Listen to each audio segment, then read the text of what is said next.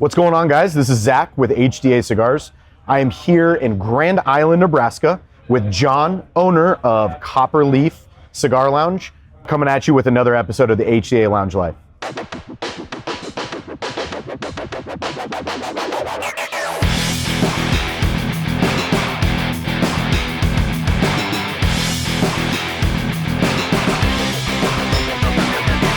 Thank you so much for having us, man. It's been waiting for this event for a while. Love the fact that you're our absolute first account here in Nebraska, and couldn't be happier to be out here. Please tell everybody a little bit, tell everybody your name and tell everybody a little bit about yourself. Oh, hi everyone. My name is John Gannon. I grew up here in Grand Island, Nebraska. I'm currently 47 years old and finally followed my dream. About a year and a half ago, I started this process with the help of contractors, my brothers, my family, and we created the place that I would consider you'll meet your next best friend. That's kind of what I consider all cigar lounges to be. Quite a bit is. That's exactly what it is. Yeah, I mean, as soon as you walk in the door, I mean, it's apparent as soon as you walk in the door that this place is definitely unique. It is. It's really a different smoking experience than what you typically see across the country, and it's absolutely incredible. I mean, the little things that I've noticed already, the seats, the chairs, super comfortable. I gotta imagine it was painstaking detail to get those types of things right. Yeah, it was. Actually, you wouldn't believe it. The first shipment that came in, the chairs were like hotel lobby. I had to send it all back, and the FedEx guy, he was not happy. Yeah. He had about 30 boxes to send back. But no, we picked the right kind of chairs, and we wanted to keep you in the seat for at least 2-3 hours, make you feel at home.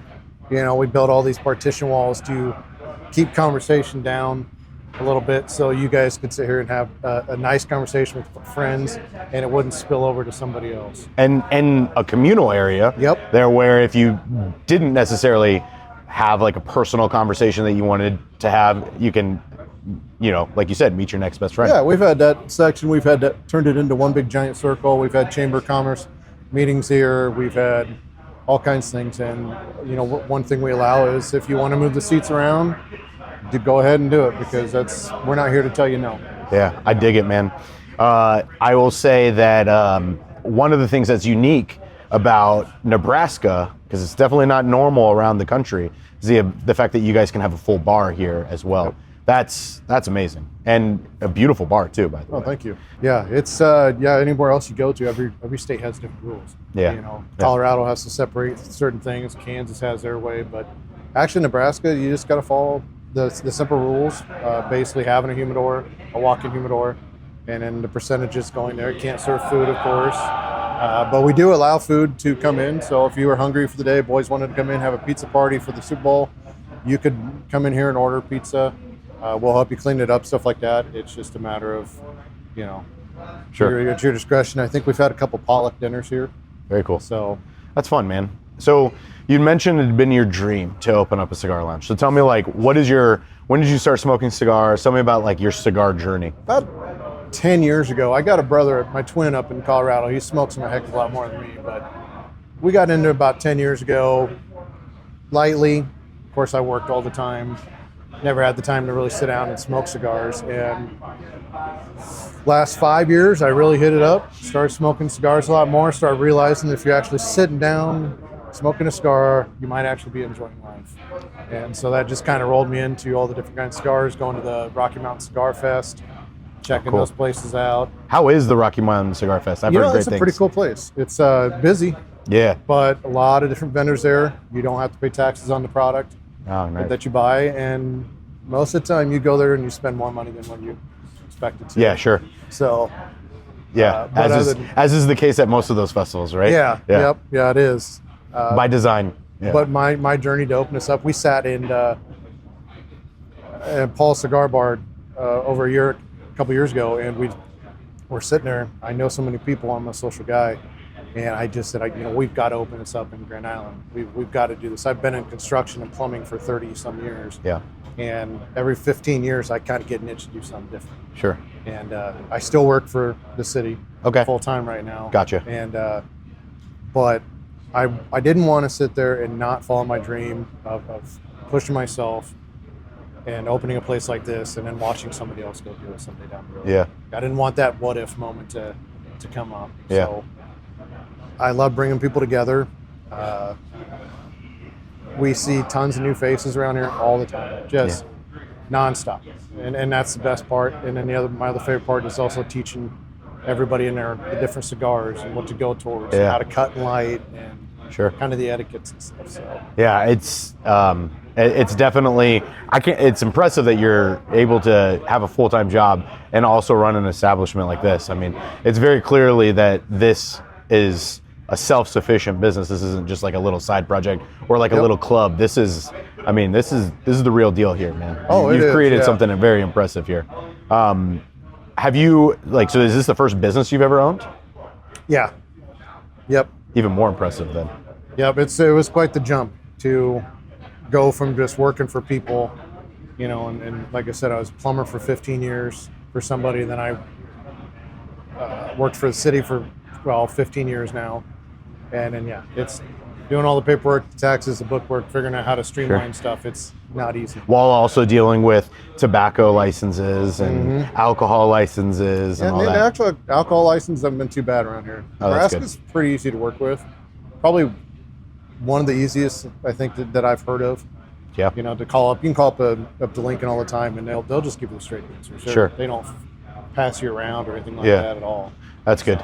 Because I don't think that's I think it's definitely not the rule. It feels like it's the exception because I know in Virginia. So in Virginia, we're not allowed to have any alcohol served at a cigar lounge unless it's a restaurant that also has cigars. So any strict cigar lounge can't have alcohol. So it definitely makes things a little bit more difficult for cigar lounge owners in states like that. But the fact that you guys are able to sell alcohol, it just elevates the experience as a whole, and it's a lot better for the business owner as well.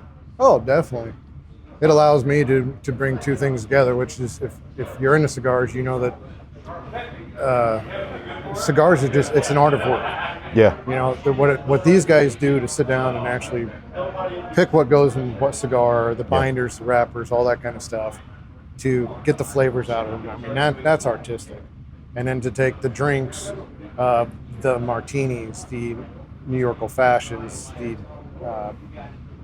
Jackberry bourbon smashes, everything that you can come into that you see in other places, and kind of bring that mixology together makes everything that 10 times better. Half the time we get people in here that don't smoke at all. A lot of them just come in for the drinks, and they come in for the smell. The smell, yeah. They come in. It's funny you say that, man, because there's so many people that I've met that'll maybe bring in their significant other their significant other doesn't smoke, but enjoys the ambiance of a cigar lounge. In this case, enjoys a couple drinks, but then really enjoys the smell, the I guess the atmosphere of a cigar lounge. Yeah, yep. And we actually did a lot on the filtration system to make it so you could bring your significant other in there, because we all know the women that go out home and they don't want to come to these places like this because their hair go home smelling, their hair, all that stuff that sticks with them for a while. Looking at my wife on that comment, but go ahead. Yep. Yeah, we've heard it all. I guess some buddies, their wives are the same way when they go to other places, but we try to keep this as clean as possible. We've already done the filters. We've added more. I made a promise when I went to city council for this a couple years ago that I'd always strive to keep the air quality system going better. And if I have to improve it, I will keep improving it. It's one of the biggest things that separates a higher end cigar lounge from, maybe a lower end cigar lounge, is that filtration, the air quality. Yeah. I mean, the reality is, like you said, you want people to stay for 3 hours. The only way that folks are going to stay for 3 hours is if you have a great air purification and filtration system. Because, man, some of the events that we go to, the air quality is just very poor, and I mean, it makes a big difference if you want to create a place where somebody's going to stick around for a while, you're going to have air filtration systems like what you have in here. Yep. The fans also, I mean, it makes a massive difference. And we try to lift that up a little bit. I've played around with this system 4 or 5 different times, and and then up top there's the soundproof boards, so we don't hear it as much. Yeah. And that's kind of like, you get out in this area, it gets quiet enough. You and me can have a conversation here. We can sit here and talk to Joe over there, and he can hear us just normal. And that's why one of the comments we also get too is, even with all the exhaust and stuff, that most people just come in here and talk normal. They don't have to go to a bar. They don't have to yell. Sure. And all that stuff. So I said, it was a great place for you to also bring your first date. Sure. Yep. Because nobody wants to go sit there and go, huh? You know, and do that on a first date or something out with their wife or something like that. Sure. You want to have a clear conversation. So this has been one of the better places for people to do I that. have, from my time in the military, I lost a lot of my hearing, mostly due to my own fault and just not wearing the appropriate ear protection. So anytime there's significant background noise, I'll go into cigar lounges, and that's one of the things that I can immediately notice is if there's a lot of background noise, it's super hard to hold a conversation. So the fact that it's there, but it's a very light hum in the background. It's not in your face like some of the places. It sounds like you're in a wind tunnel. It sounds like an aircraft is about ready to take off. Oh yeah, definitely. And it will. We get packed here. Friday nights have been the best. Lately, some Saturday nights get pretty busy too, and it will get a little loud in here, but for the most part, you can still talk just normal. Yeah. Maybe you got to come up a little bit, but that's the one thing about it. It's everything I can keep improving on. Even if I have to put more soundboards in, I'll put more soundboards. Sure.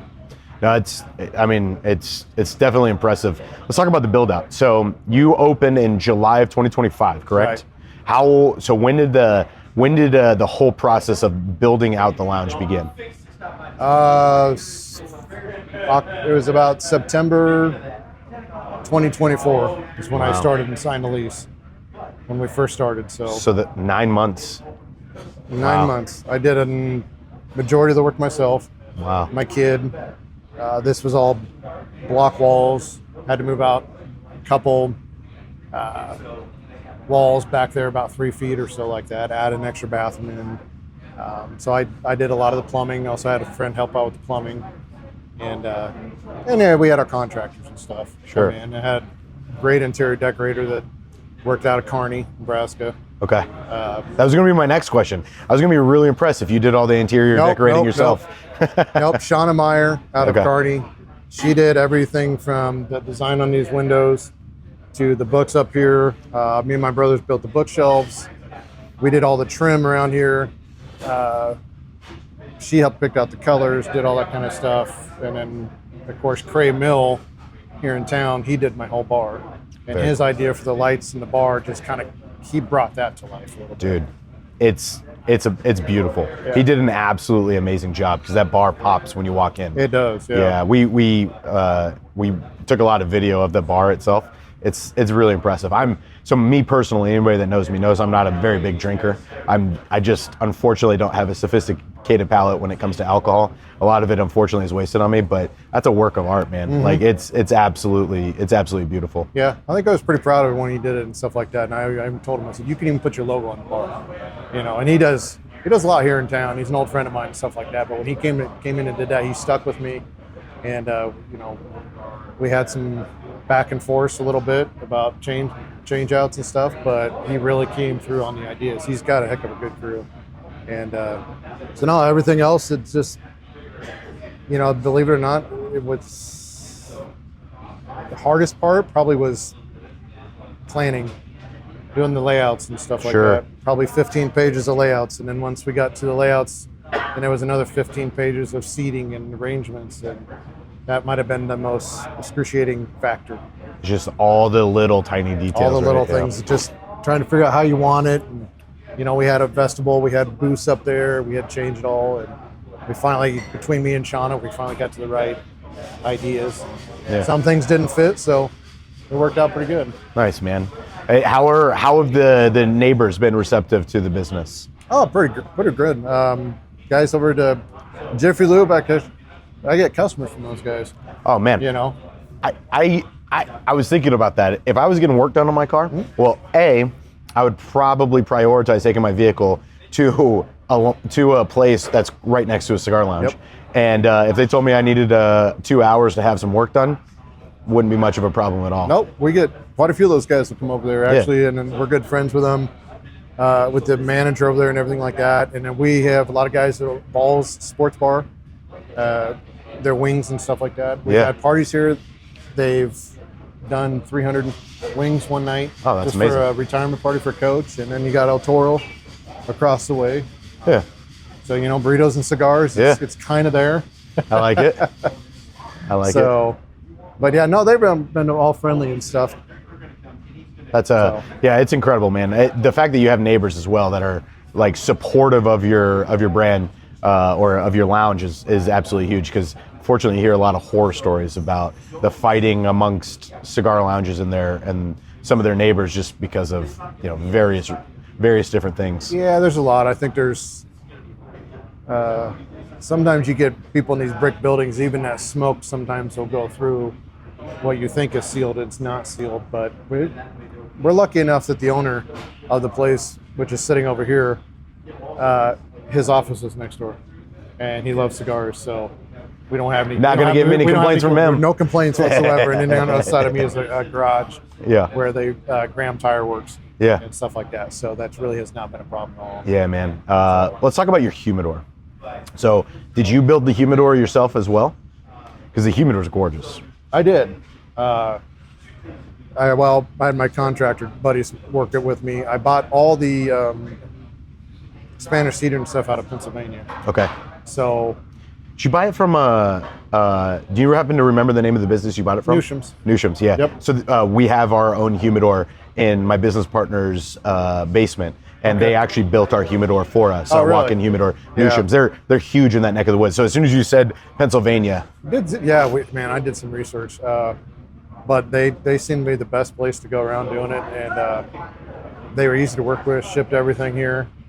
They built the lockers that I have in the other room for everybody, and those things were amazing. I'm glad you mentioned the lockers, because I just happened to be walking around and I popped my head into the locker room, and holy cow, man.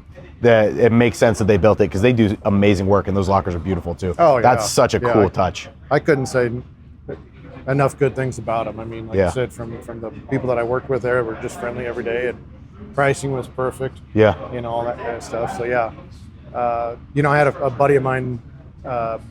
He told me in the beginning of this not to build a big humidor, because you'd have to put too many facings on and all this and that. Well, I kind of went against him, and then later on he also told me, he's like, I wish I would have built my humidor bigger. Yeah. So we went with about a 9.5 by 20 humidor. And we had so many cigars that we had to build a center aisle to put in there now too. It's a good problem to have, though, right? Yeah. Like if you're a cigar lounge, having too many cigars is not really typically a problem. No. Especially as long as they're moving. What do you do all the curating of the humidor as well? Is that all you? Do you rely on some other folks? How do you decide on when you bring a brand in to the humidor? The humidor is mine completely. I'm the only one that messes with it. I work with the reps. They've been pretty easygoing to work with. They're not pushy. Sure. You sit down in a conversation, you build a relationship with those guys. We just got Ashton Cigars to be back in next week. Ordered more stuff from Drew Estates. We're bringing in My Father Cigars. Cool. And then we'll bring in Agnarosa and stuff like that. So we're talking to them, working with them. It just kind of depends. You listen to your customers. Yeah. You bring in all this stuff at once, and then all of a sudden you start listening to what the customers like. Yeah. And like I just ordered West Tampa. Yep. Because I got quite a few guys in there that want me to bring it back. Yep. So of course that's definitely on my list, and ordered that today. Every once in a while we try something new. Very cool. I don't think you should stay stationary in your humidor as much. Oh. You got to bring something new every once in a while in. Lure Cigars have been going pretty good. Those are fantastic. I think the lady from Omaha, DLG Cigars, she hand rolls all those cigars up there, and they've been working out pretty darn good too. That's awesome. So I like helping out the small people. Yep. So that's the biggest thing. Yeah, I know, as a brand owner, one of the things that we prioritize is working with small businesses, independent lounges like yourself, folks that are like, it's a symbiotic relationship that we have as a brand and a lounge. And we definitely prioritize supporting the small guy. Really, in everything that Andre and I do, we want to support the small guy. And lounges like this, ambiance like this, an experience like this is exactly why we even started this podcast or video series. Like we wanted to have the opportunity and the privilege to highlight small lounges and retail locations like what you've built here. It's absolutely impressive. The humidor. So let's have a couple fun conversations. Don't include HDA. But what are like one or two of your favorite cigars in that humidor that you have? So and my one go-to all the time, it's been that way forever, is the Herrera Esteli Brazilian. Okay. That by far, I've never had a problem with that smoke ever. Okay. It always smokes good, burns well. The flavors off it is just perfect. The other ones in there probably right now, I'm trying to think here. There's just so many of them. Like I smoke every one of them. The Perdomo 20th anniversary is kind of a go-to, a daily one. Sure. If I wanted to smoke that one, it'd be more of a Robusto or Super Toro. And then if we go there, Fuente. I'm a Opus X guy, which we don't carry any Opus X here at all.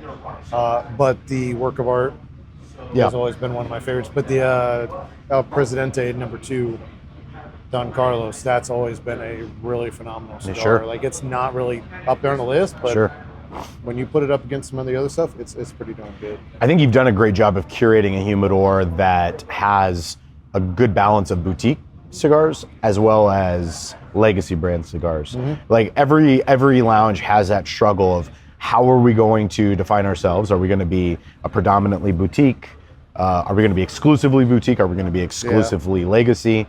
Everybody has to understand their customers, right? I'm sure if I had to guess, since July when you opened, your inventory and what it is that you carry in the lounge has changed, right? And I have to assume it's changed based off of, you mentioned West Tampa you brought in because your patrons were asking for it. Yep. I got to imagine it changes over time and you kind of find your way in the lounge, and I'm sure the legacy to boutique ratio changes over time, but it seems like less than a year in, it looks like what you've curated is a great mix of both. Yeah, it has. It's like I said, it's kind of tough to watch what sells, what doesn't sell. It sits there a long time, whether it's the Churchills that'll sell the most, or whether it's the Perdomo line you're going to keep continuing to bring in, which we will. We got to refill the Perdomo line, but like I said, it's just.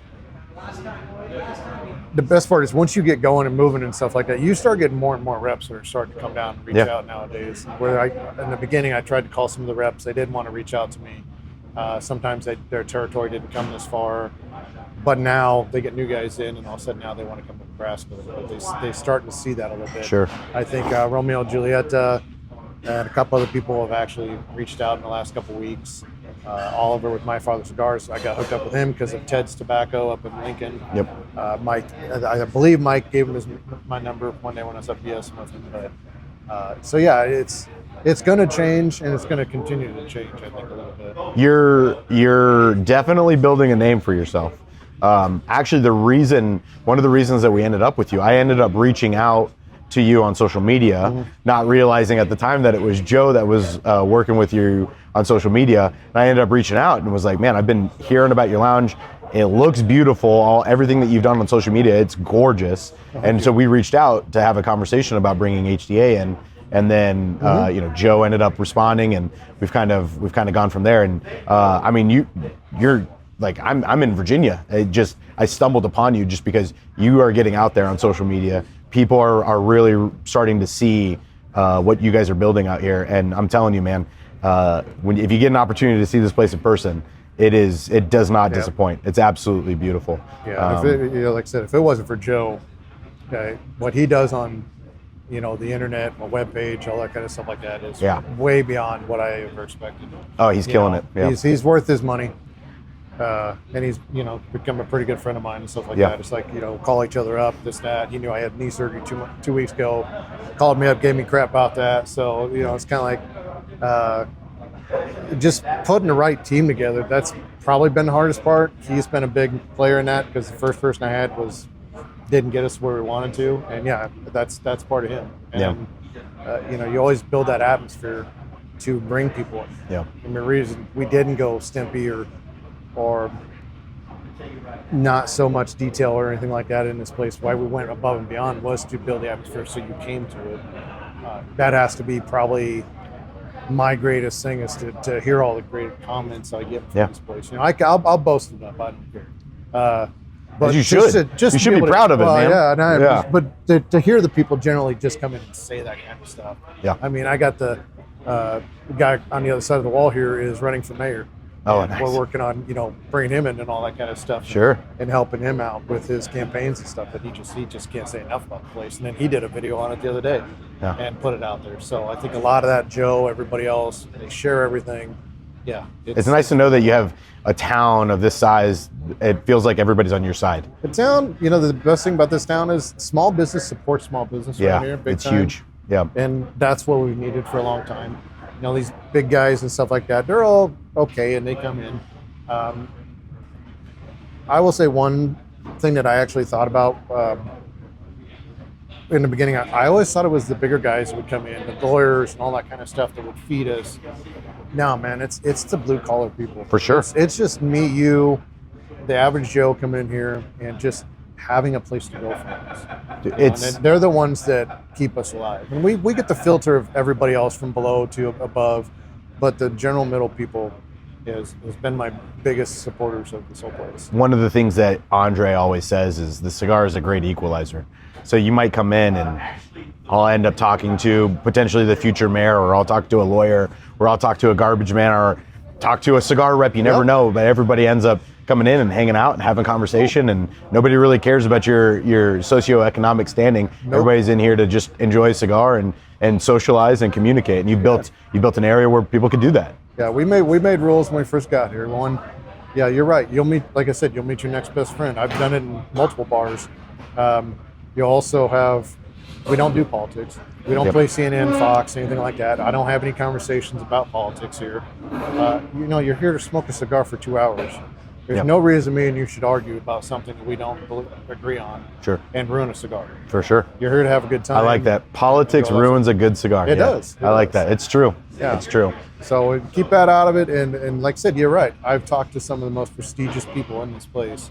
Or I've gone up to Omaha and sat in Safari Cigars and talked to one of the I can't remember his name, one of the all-time greatest coaches up at Omaha, who was a great coach and then went referee and did all kinds of things his whole life. Just had a great conversation with him. And I mean, might have walked out of there just happy. Yeah. Because you just made a new friend. That's awesome. So, yeah, that's great. All right. One of my favorite questions to ask on this series is, let's assume you're stuck on a desert island for the rest of your life. And you can only eat one thing for the rest of your life. Let's assume for the purposes of this exercise that nutritional value has absolutely nothing to do with it, right? It's all very neutral nutritional value, whether you go really healthy or really unhealthy. It's all going to be the same. Okay. If you had to create your last and only meal for the rest of your life, you get to choose one entree, 2 sides, 1 dessert, and 1 beverage. Water is automatically included, so in addition to water, what would your perfect setup be? Oh, man, I know people are going to laugh at this one, but honestly, only on my brain for the main course would be meatloaf and potatoes. Okay. I love a good meatloaf. Do you put ketchup on your meatloaf? Oh, you bet. Okay. Yep, you got to have that. Yeah. That's the most Midwest answer I've heard. Yeah. As somebody from Iowa, that is the most Midwest answer I've ever heard. My mom makes a great meatloaf. My girlfriend makes a great meatloaf. So, you can't go wrong with that. But yeah, the potatoes, white gravy, corn, that would be the main course and stuff like that. Okay. As far as the dessert that would go along with that, there is don't remember what they call it. They mix it with pretzels and Jello and a little cream. Okay. Gosh, I can't so it's just like it's like a Jello dish. It's a Jello based. Jello-based dish with pretzels on the bottom and stuff like that. That's probably one of the things I like. I also don't know what it's called, but anybody who's watching, throw in the comments what it's called. Yeah. Somebody's going to say that. All right. As far as something to drink. And it could be alcoholic, it could be non-alcoholic, whichever you choose. Again, in addition to water. If it had to be non-alcoholic, it would be definitely probably root beer being my favorite. That'd be the greatest root beer in the world. I'm telling you, man, this is the most Midwest answer I've ever heard. I love it. I love it. Okay. So, but if it was going to be alcohol, then I'd say, I'd take Coors Light. Okay, Coors Light. So, dude, I'm telling you, man, I'm right there with you, dude. I love a good root beer. My wife thinks it's absolutely disgusting, and she thinks it's crazy of me. I live out east now, and I love root beer, and it seems like it's so hard to find root beer. You go into a gas station, you can't even hardly find root beer half the time. Yeah, no, it's good. You haven't tried the root beer we got on tap. You have a root beer on tap? We have root beer on tap. Yeah, that's happening, man. It is great. It's like one of my... It sells all the time. Everybody your non-alcoholics, the first thing to do is come in and get that root beer. I maintain that my favorite pairing with a cigar is a root beer. Yeah. Hands down. Root beer, Dr. Pepper. Dr. Pepper's pretty solid. Root beer, it's something about if you get a good on tap, I definitely have to try it. Like that frothiness of a root beer and like almost like that creaminess of a root beer, it pairs so well with a good cigar. And Coors Light. I'm not a big beer drinker, but when I do drink beer, it's Coors Light. Yeah. Do you have Coors Light on tap? I do have Coors Light. Let's go, man. We got quite a few like beers. We got, believe it or not, we got Guinness. Okay. And the one thing people don't, the hardest thing to pair things with, actually, it's not too hard, is your flavored cigars of the Drew Estates, but a good acid or a tobacco. Actually, tobacco goes good with a Guinness. Really? That's a pretty good pairing. Or if you did an old fashioned, a Sweet Jane goes great with an old fashioned. Really? Okay. That, and for some reason, the orange bitters, everything else like that, just brings something out in the flavors. And then like an Amarillo sour works well with the Drew Estates collection, or the other brands that I have in there. Maybe a Purple Haze goes with a Peach Harvest. Do you train your staff so that way, like let's say somebody walks in the door and somebody just asks, hey, I'm going to smoke this cigar, what's a good pairing with it? Or I'm going to drink this beverage, what's a good cigar to go with it? Is that something that you and your staff are like ready to roll with different pairings? Yeah, actually, I do my best. Yeah. Like I said, I'm here as much as I can. Sure. I give them my information. I send them information every once in a while. I tell them to get on the apps, look up the pairings and stuff like that. Let's make sure that you're working with the customer. Go in there and talk to the customer as soon as he gets in there if you can. Most guys know what they want, they're looking for. Some people you can push to a different thing. Always ask them what they're drinking. Yeah. Then you can kind of go from there, whatever they're drinking to kind of pair with. Like you got the Karen Berger cigars, the half times, and they make a great cigar, which is called the Tailgate. Okay. Specifically made for beer. Really? Yeah. Okay. And I don't have any here right now, but I've had quite a few people want to order them, and so I'll get them coming in too. But they go great on the golf course. Yeah. Your Perdomos, your 10th anniversary Maduros. Yep. Those are your darker, more desserty type cigars and stuff like that. So I do my best to make my people interact with you guys and help you out as much as possible. Yeah. Because if they know more, you're going to get more of an experience and stuff like that. Most people enjoy that. Especially in a place like this where you have the opportunity to have a full variety and array of different pairings. Like being able to like point people in that direction. That's super, super helpful, and it's huge. Yeah, I always said you come in here for like the atmosphere, the experience, but you also come here, you want the staff that has knowledge. You want to go up there and, we've got the menus out, we do all different kinds of things, but you want to know that the people that are serving you know what they're actually doing. They also have some kind of knowledge, because a lot of people, like I said, a lot of people just don't know what they want. They've never been into a cigar bar before. They don't know what pairs with what. So that's one of the things that helps us out, whether it be wine or whether it be a certain kind of whiskeys. I'm a rye guy, so I can tell you what goes with rye brew. I can pretty much tell you what's going to go with that cigar, but I do want you to tell me if I'm wrong. Yeah, I want to hear that.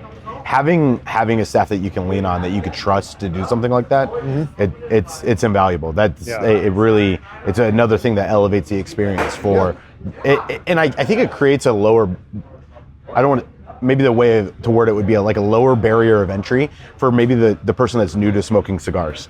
Like if you can point them in the right direction, and they don't feel just like kind of helpless just wandering into a cigar lounge. And maybe somebody starts off with, hey, I don't smoke cigars, but I really like this beverage. What would be something good to smoke with it? That's invaluable, and it really helps a lot of people that are new to the community. Yeah, it does. And one of the things is, I always get the people that go, well, what does it taste like?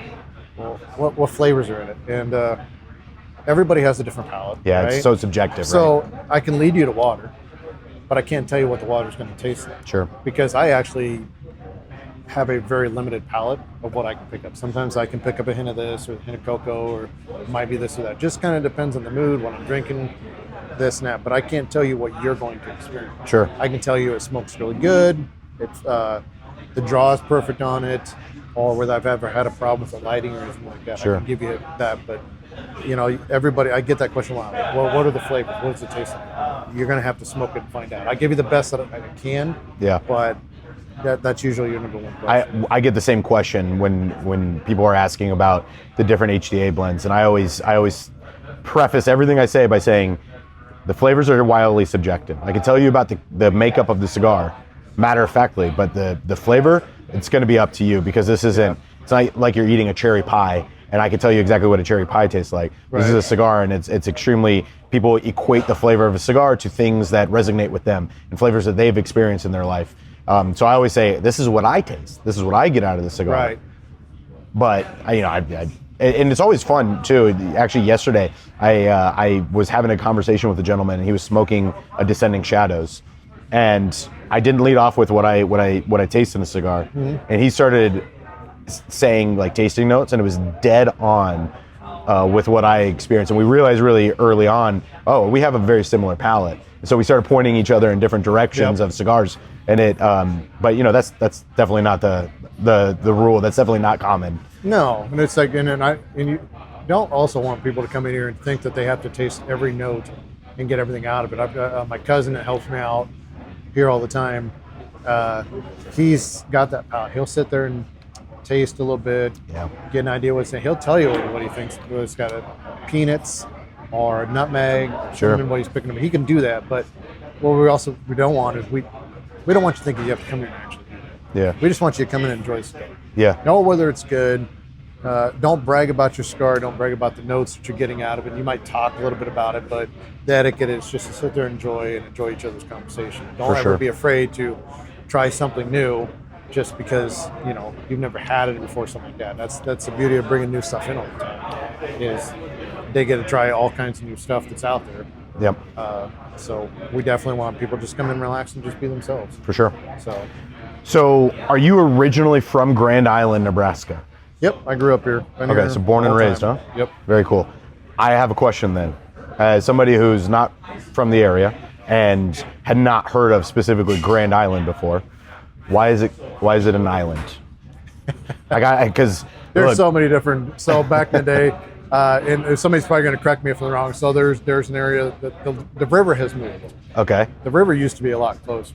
Okay. I can't tell you the years when it was. So that Platte River that comes across up there on 281. Okay. Used to be a lot closer, and then there's the Plottage. Well, that was an old ice house. Okay. Which, if you go down, it's about the middle of town, maybe a little further than the middle of town. Okay. But they used to make ice out of there, and they were located right on the river. And so the river dried up and, of course, moved on that way. So why it was specifically named Grand Island, I don't know if that's maybe why per se, because it's one of where the railroad came through and all kinds of stuff like that. Of course, if you know the history of the railroad, the way it started and stuff. And, sure. And I think Lincoln, or Omaha was supposed to be the capital. Lincoln became the capital once the railroad got done being built and stuff like that. But gosh, I don't know. My history on Grand Island isn't the best. I think it's like, I know a lot of other things about Grand Island that we usually don't talk about, but just like any other city has their little secrets and stuff like that. It's been a great town to grow up in. Yeah. Baseball is real big here. Okay. Senior high football, everything like that. All right, so let's talk sports a little bit. I am a big baseball fan. Okay. Who's your favorite MLB team? It's always been the Braves. Okay, interesting. Is that because of TBS?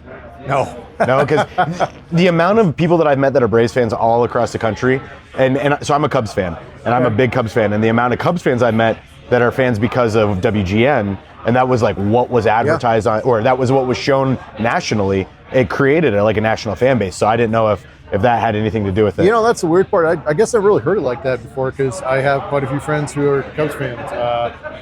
Another buddy of mine is White Sox. Okay. So it just kind of varies. The Reds probably are another one. You said the Reds? The Reds. Okay. Yeah. And so it's just different. I've just always just had a respect for the Braves, the way they played, the way their organization was. Me and my buddy he lives in Arizona now, but we were just kind of always Braves fans and stuff like that. Do I watch a lot of sports anymore? No, I'm pretty busy. Okay. I miss it sounds like you're a little busy. I miss some of the Husker games sometimes just because I'm busy doing stuff. Well, it's fine. As a Hawkeyes fan, you can miss all the Husker games. It's no problem, I'm sure you'd say that. What about NFL? Do you have an NFL team? No, not really. I let NFL play the way it plays. I don't care. I think it's such an entertaining sport and stuff like that. used to be when I grew up, I was a 49ers fan. Okay. And then back when Dallas was good, it was it. But Okay.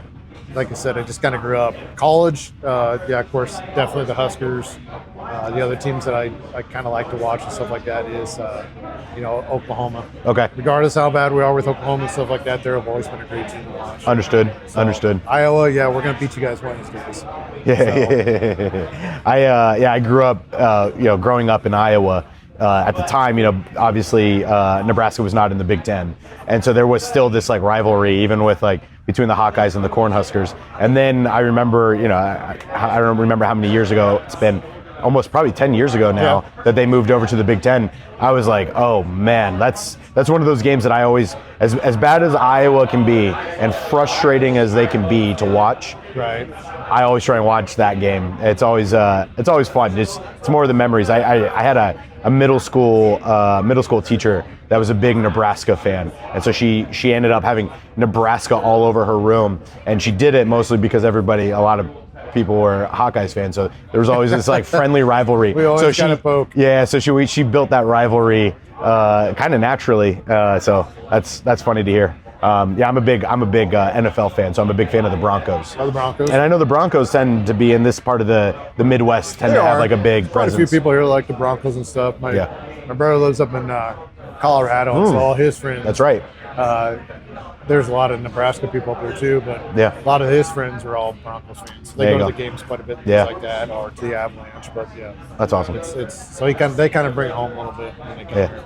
We've had quite a few Colorado people come down here just out of his friends, which has been really nice because his friends are my friends, but they've all come down here for the openings.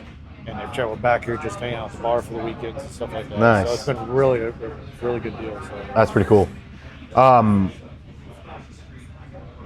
Man, I was just about. So you had mentioned. So you opened up in July of 25. You had mentioned 10 years ago is about really when you started smoking cigars. Yep. At what point during that 9-ish years before you signed a lease? At what point were you like, man, I think I want to open up a cigar lounge? You'd mentioned that you were missing something here, and you didn't want to be late to the party, and you didn't want to live with that regret. At what point did you start having that idea? It didn't start until a couple years ago that I really wanted. That I thought I could possibly do this, because it was as scary as it is to jump into something new that you have no idea about. It really, like I said, wasn't until a couple years. So I started traveling more around to cigar bars and doing stuff instead of just sitting on my deck and smoking and going to the local shop and buying my stuff and getting off the internet. It was going around experiencing stuff. Capitol Cigar Lounge up in Lincoln, Safari, Copacabana. I have yet to make it to Hearst Cigars, and that's our goal here in a couple weeks once my knee heals up, is to start traveling again. And I like to hear what other people do. So it was a couple years ago where, my first partner that wanted in on this, we both thought we could do it, and I'm like, we've got to do it. It's now or never. And of course he didn't. After a while, decided it just wasn't for him. Yep. And then the other guy that was more my financial guy at that time, we're all still great friends. I just don't think this is for me. I don't think I can help you. I just decided at that point in time, I don't care what it takes. I'm not going to fail. Yeah. And there's only one way in life, and that's to go up. Sure. So that's kind of what kind of drove me was, there's no room for second place. There's no room for quitters kind of attitude. Like losing wasn't an option, I guess, was my biggest motto. Building this whole place. So I didn't want to quit. I didn't want to stop. So it's really impressive. The fact that you're also doing this while having a full-time job. Is your intent to maybe move to this full-time at some point? My intent is to I'll give the city another 5 years. Possibly maybe 10. I don't know. We'll see how it goes. And then possibly, I'd like to retire and do this. Or maybe there's another place for me to open up another Copper Leaf or something like that down the road. And kind of expand from that. Like I'm never done growing. So like I said, we're not going to wait 15 years again. But I don't ever want to stop growing. I'm only 47 years old. I still got plenty of time left to do some amazing things and to help people out. I'd love to help other people out. When people come in here and I've had some people from Montana, South Dakota, stuff like that talk about opening up their own place. And that's the biggest thing they tell me is just do it. If you've got the will and everything to do it, then go for it. It don't have to be this big. Yeah. It could be something small, and then you can gradually grow from it. So. It's a tough road, but it's one that, we are very fortunate. We get to travel around the country and meet a lot of different people from different walks of life that chase that same dream of opening up a cigar lounge. Mm-hmm. And the common theme is, though, you have to have the drive to do it, because it's not one of those that you open it up and it start printing money and it runs by itself. It definitely takes a very active owner to stay involved, to really let the business thrive. I've mentioned it a couple times on here, but Andre and we originally were planning to open up a cigar lounge, and that was our goal. And we were really close on pulling the trigger on a couple pieces of property. COVID hit, and in our area, the commercial real estate prices just continued to go up during COVID, which was a very scary time, a lot of unknowns.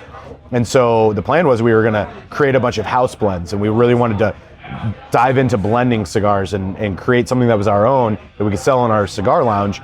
And so when we decided now is not the time for us to open up a lounge, we decided instead to start a brand. So we kind of went about it in reverse, and maybe one day we'll still open up a cigar lounge, because it really is kind of our first love. And it's one of the reasons that I love supporting lounges like this, man, is because it's seeing people that had the same dream as mine actually follow through on that dream, create something amazing. It's truly special. I love to hear the fact that you're support local, support small, support those that give those people an opportunity, because Andre and I are 100% in agreement with you. We love supporting small lounges, other small brands. You mentioned Lure.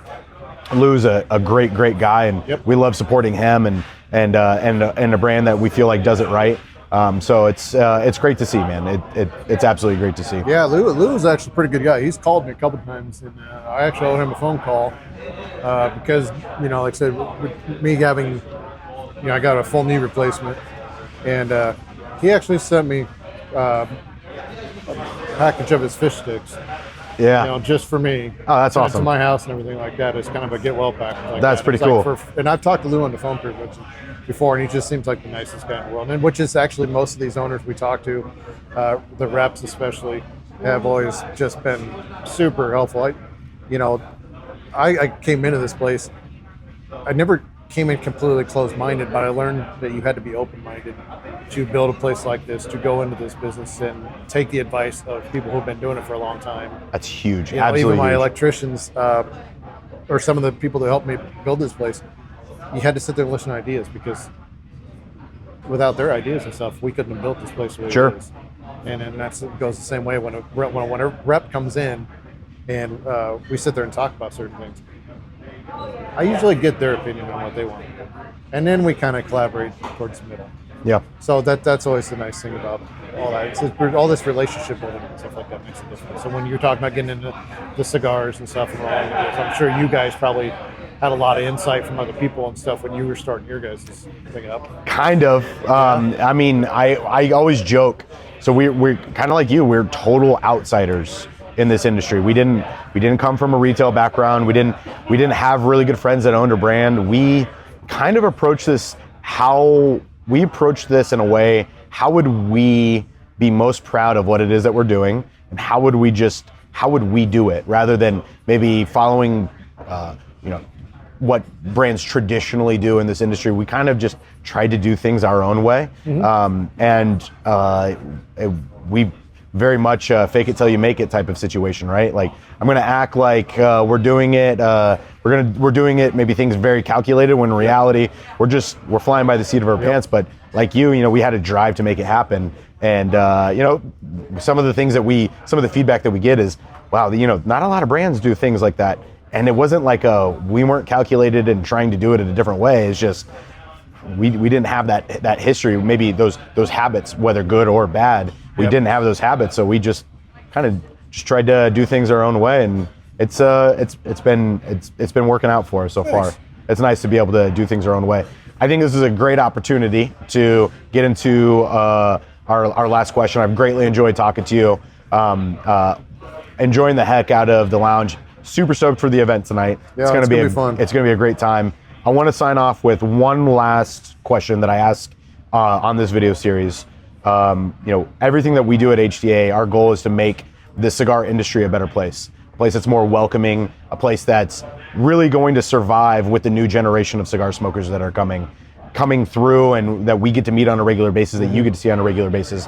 What is a challenge that you would pose to anybody watching this that is either in the cigar industry themselves, or is maybe thinking about getting in the cigar industry, or is really just a lover of cigars? What is something that you would challenge folks to really make the cigar industry a better place for everybody?